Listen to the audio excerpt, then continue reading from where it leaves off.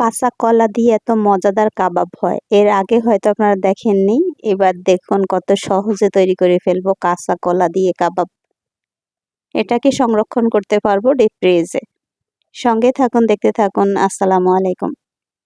S N. রোজি cooking চ্যানেলে সবাইকে স্বাগতম। দেখতেই পাচ্ছেন কাঁচা কলা, আলু একবারে সেদ্ধ করে পানি ঝরিয়ে রেখে দিয়েছি। এখন হচ্ছে শিলপাটাতে বাটাবাটির করে তারপরে এটাকে বাকি প্রসেসিং করা। এটা হচ্ছে মুরগির মাংস। গতকালকে রাতে এটাকে বেটে রেখে দিয়েছিলাম। আর পাশে হচ্ছে আলু ভর্তা। এই সবগুলো কিন্তু আমার এই কাঁচা কলার সঙ্গেই যাবে, তাই আমি কাঁচা কলাগুলোকে খোসা সহ সেদ্ধ করে নিয়েছি। এখন হচ্ছে ভালো করে মিহি করে শিলপাটাতে বেটে নিব। চাইলে কিন্তু একটু পাওয়ারফুল ব্লেন্ডার মেশিনে করা যায়, আমি কিন্তু শিলপাটাতে করে নিচ্ছি। অনেক কিছুতেই আমরা অনেক কিছু দিয়ে কাবাব তৈরি করি। এটা দিয়ে কাবাব তৈরি করে খেয়েছেন যারা একটু কমেন্ট করে জানাবেন। আর আমি তো বহুবার খেয়েছি। চিন্তা করলাম আপনাদের সঙ্গে একটু শেয়ার করি। বিশেষ করে যদি এই কাবাবটা তৈরি করে রাখা যায় ডিপ ফ্রিজে সংরক্ষণ করে, হঠাৎ করে গেস্ট আপ্যায়নেও সহজ হয়, আবার নিজেদের বাচ্চাদের স্কুলের টিফিন দেওয়া যায়, নিজেদের খেতে ইচ্ছে করলে একটু বিকালে চায়ের সঙ্গে স্ন্যাক্স হিসাবে খাওয়া যায়, বিভিন্ন রকমই খাওয়া যাবে। তবে জিনিস যদি প্রসেস করা ফুড ফ্রিজে থাকে, সেই ক্ষেত্রে আমাদের জন্য একটু মানসিক প্রেশার কম হয়। দেখতে পেয়েছেন সবগুলো কাঁচা কলা বেটে নেওয়ার পরে একে একে আলু আর হচ্ছে চিকেনের বুকের অংশ বেটে রেখেছিলাম, সেই সবগুলো একসঙ্গে দিয়ে মজা করে কাবাবটা তৈরি হবে। এমনিতেই মুরগির মাংস দিয়ে যেই কোনো জিনিসই তৈরি করেন খেতে কিন্তু সুস্বাদু হয়। আর কাঁচা কলা দিয়ে এরকম চিকেন, বেশি করে চিকেন দিব, দিয়ে এভাবে কাবাব তৈরি করব। এটা খেতে এত বেশি মজাদার, একবার বানিয়ে খেয়ে দেখবেন। আমি যখন একটু সময় পাই, যদিও আমার একেবারে সময় কম, তারপর একটু যখনই সময় পাবো মনে হচ্ছে ওই সময়টুকু কাজে লাগাই। তাই আমি একদম সবগুলো সুন্দর করে মেখে সাথে কিন্তু মশলা উপকরণ দিব। আমি যেহেতু লবণ দিয়ে সেদ্ধ করেছি, চিকেনটাকে সব মশলা দিয়ে সেদ্ধ করে বেটে নিয়েছি, তাই আমাকে আর কোনো মশলা এক্সট্রা বেশি কিছু দিতে হবে না।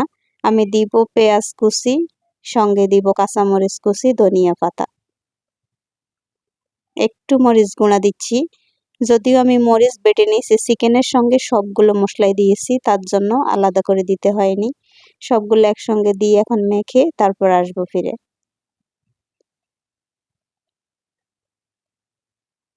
যেই কোনো জিনিসই একটু সুন্দর করে যদি প্রসেস করে বানানো যায়, তবে কিন্তু সেটা বেশ ভালোই হয়। দেখতেই পাচ্ছেন মাখামাখির পর্ব কিন্তু শেষ, এখন হচ্ছে বানানো। সাথে কিন্তু দুটো ডিমও দিয়েছি, ওটা হয়তো স্কিপ হয়ে গিয়েছে, ভিডিও আরো বড় হয়ে যাচ্ছে। তো যাই হোক, সাথে দুটো ডিম দিবেন। আর যদি এখন না দিই পরে ডিমের মধ্যে চুবিয়ে ভাজা যায়, তবে সেই ক্ষেত্রেও কিন্তু হবে। তো আমি একসাথেই সব দিয়ে দিয়েছি, ভেজাল মুক্ত। একেবারে সরাসরি ফ্রিজে রেখে দিব বানিয়ে, পরে খালি বের করব আর খাব।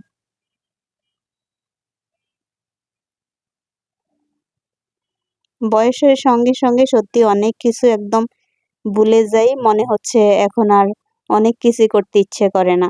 আগে আমি ফাস্ট ফুড আইটেম সব জিনিস তৈরি করে রেখে দিতাম ফ্রিজে।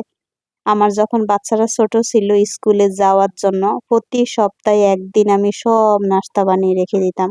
পুরা সপ্তাহ জুড়ে আরামে থাকতাম।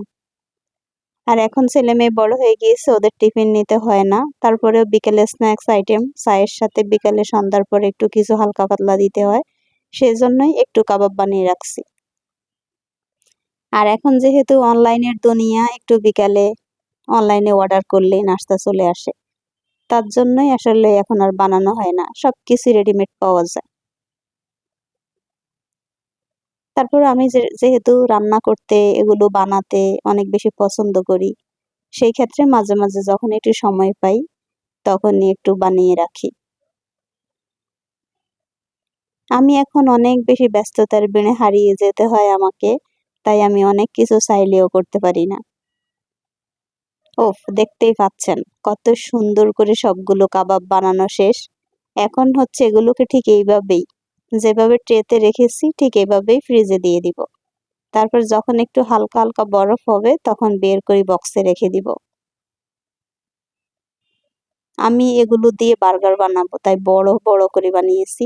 আপনারা হয়তো এখন ক্যামেরাতে ছোট দেখছেন, আসলে এটা ছোট নয়, বেশ ভালোই। এটা হলো মিনি বার্গার আছে ওই বার্গারের সমান।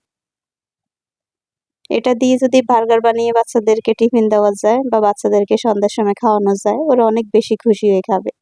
দেখতেই পাচ্ছেন হালকা বরফ হয়ে গিয়েছে, এখন বক্সে ঢুকানোর পালা।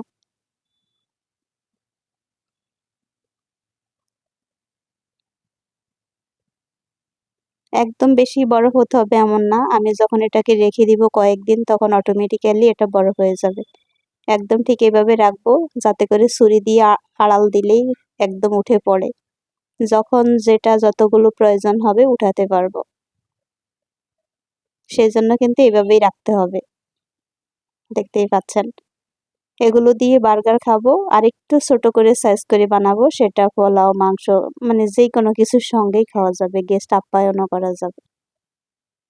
সেটা হচ্ছে এইগুলো। এগুলো একটু ছোট সাইজ করে বানিয়েছি। এই যে বরফ করেই কিন্তু সবগুলো রাখছি। বাকি কয়েকটা আমি আপনাদেরকে বেজে দেখাবো। অনেক অনেক মজা। এটা হলো, মনেই হবে না এটা কিসের কাবাব। কারণ যেহেতু মিক্সড আছে, এটার সাথে মাংস আছে, কলা আছে, আলু আছে, ডিম আছে। পুষ্টিগুণও কিন্তু অনেক বেশি ভালো। পুষ্টিগুণের কথা চিন্তা করি অনেক কিছু মিশিয়ে খাওয়ালে দেখতেই পাচ্ছেন এত সুন্দর হয়েছে, একদম ফুলকো ফুলকো। ভিডিওটা ভালো লাগলে ছোট্ট একটা লাইক দিয়ে পাশে থাকবেন। সবাই অনেক বেশি ভালো